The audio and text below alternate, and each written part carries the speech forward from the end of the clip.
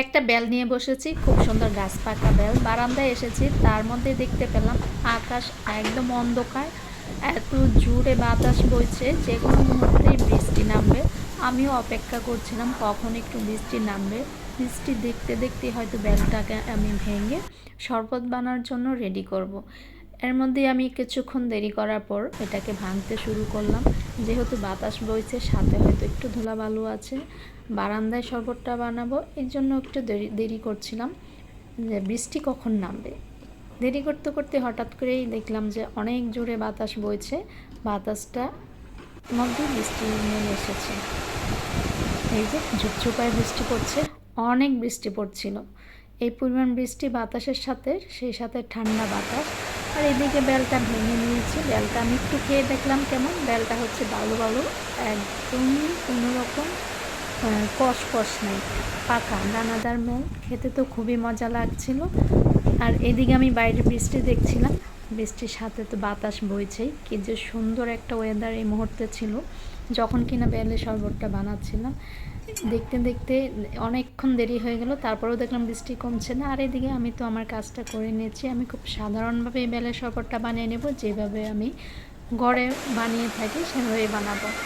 এই যে ফুলগুলো বৃষ্টিতে একদম ভিজে ঝকঝক করছে, মনে হচ্ছে কতদিন পর পানি পেল, বৃষ্টির পানি পেল, সতেজ হয়ে গেছে গাছগুলো। আর এদিকে বেলটাকে আমি কুড়িয়ে নিলাম।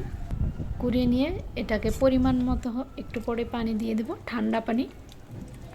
যেহেতু 2-3 গ্লাস বানাবো, পানির পরিমাণটা একটু বেশিই দেবো। বেল অনেকখানি দিয়েছি। পানিটা দেওয়ার পর পরিমাণ মতো মিষ্টি অনুযায়ী চিনিটা দিয়ে দেব, সাথে একটু লবণ দিয়ে দেব। যেহেতু আমি গুঁড়া দুধ বেলের শরবতে দেব না, এই জন্য আর গুঁড়া দুধটা অ্যাড করব না, সরাসরি বেলের শরবতটাই খাবো। আর এইদিকে বাইরেতে বৃষ্টি হয়েই যাচ্ছে, কী যে সুন্দর বাতাস বইছে, বৃষ্টি তো থামার নামই নেই। বৃষ্টি দেখছি আর এইদিকে আমি কাজ করছি। দেখতেই পাচ্ছেন গাছগুলো খুবই নড়াচড়া করছে বাতাসে, ফুলগুলো খুব সুন্দর করে ফুটে আছে।